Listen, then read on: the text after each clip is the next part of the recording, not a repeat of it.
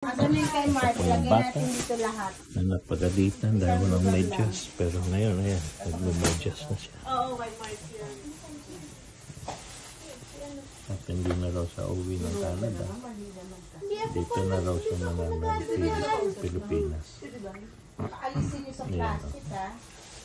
Magiging commercialized. Miss Divine, pwede ba kita ma-interview? Ano plastic? Ikaw ba ay ano? Gusto mo pang umuwi ng Canada? No, Bakit po? I don't like my present. Ha? I don't want to leave. You don't want uwi Canada? Why? You want to be Filipino citizen? Ha? Ito yung jacket ni Mark. Come again. Answer me again. Do you want to be Filipino citizen? I want to be Filipino. Ha? You want to be Filipino? Yes. Okay. Tell your mama that you don't want to go back to Canada. I don't want to go back to Canada. Why? Why you don't want to go I back want to Canada? go Filipino. Okay.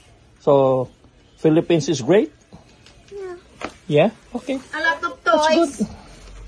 Yeah.